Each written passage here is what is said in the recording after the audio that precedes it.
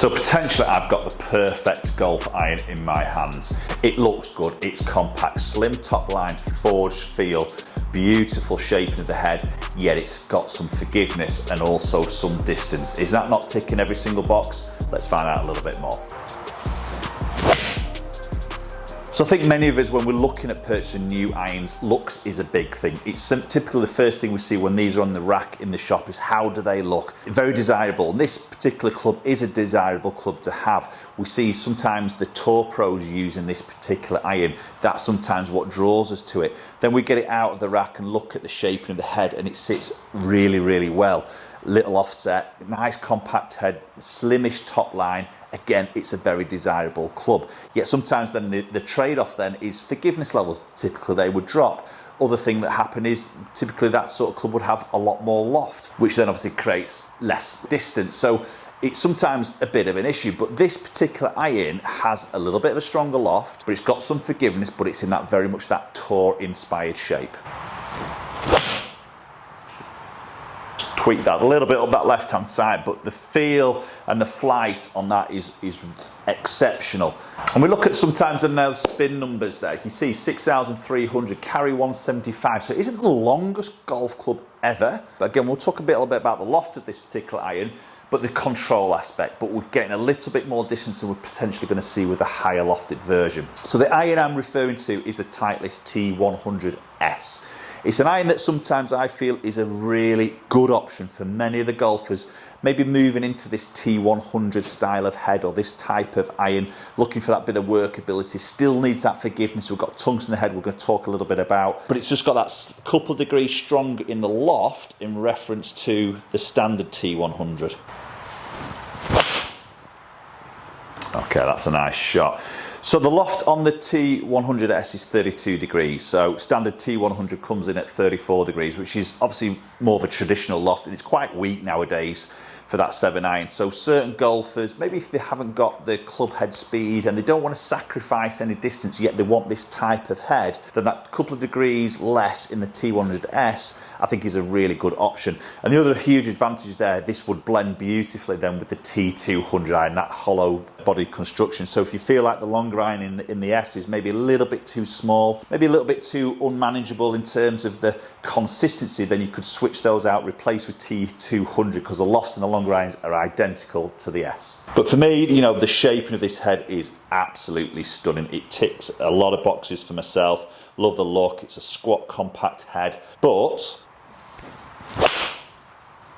that's a touch low on the face, but it's got that forgiveness. That probably just quite a good example there, maybe on that shot, a bit low, a little bit in that heel. I've dropped a little bit of ball speed there, but I've only dropped about sort of 8 yards of distance there, and that wasn't a great strike, to be honest. So we've got tungsten inside this head. So we've got like a strip in the back there. You can see that's filled in. It's like a slot. So metal's taken out of there.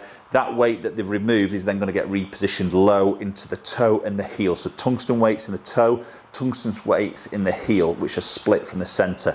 So anything slightly off center creates a little bit more of a stability. Lowering that CG helps to keep that ball speed up. And that just feels absolutely superb off the club face. That forged-like feel, beautiful sound, which again we associate with feel, don't we? And that ball flight there, you know, it's not out. You can tell it's got some good spin number there. So that's just over 6,200. Even that sort of 32 degree of loft. So you can see the ball doesn't fire out and try and dip out the sky. You know, when that comes in, it's to land, it looks like it's just going to stop really, really quick. You've got the land angle of 50 degrees with some spin. You can stop that on sort of firm greens in a way. So that little bit less loft just creates that little bit more ball speed, helps to keep that bit of distance up. Maybe for that player, as I mentioned before, who might just not want to give up that bit of distance. Just pulled a little bit from me, but I tell you what, that feels amazing. Probably go a little bit further. Yeah, there you go. So a little bit more carry there. That's more of me than the golf club. Bit of a pull shot. We all know they travel a little bit further. So really what I'm saying here with this particular iron T100s, nobody really asked me to try this iron. It's typically something I would have to put in a player's hand during a fitting session that I feel would suit them, you know, keep a little bit of ball speed up, maybe suit a certain spin characteristics of that typical player. You know, they all ask for T100, but maybe not the S. So what I'm saying here is give this a try. If you're in this category of golf iron, you may be coming from maybe that T200, you're looking to progress a little bit into a more compact head, a little bit more of that feel, maybe a bit more of that consistency, which we'll have a look at in a minute with the numbers, but you still, as I say, mentioned, just want to get that little bit, keep that distance up. T100s is an excellent option. Okay, so let's look at the numbers. So just maybe note that this shot here, which was shot number 4, you can see the ball speed's down. That was a bad strike, that low heel strike, just obviously drops off a little bit of distance. And then that last one was a little bit more of a pulley shot. We know that's going to gain a little bit of distance and typically pull a little bit of spin off. So obviously just they'll probably equate to cancel themselves out in a way in this averages, but you can see 5.9, so around that sort of 6,000 spin number. So a decent spin there for that 7.9 lofted at 32 degrees of loft. Again, that bit of tungsten deep in that club face, or club head should I say, will help to get a little bit of that spin up.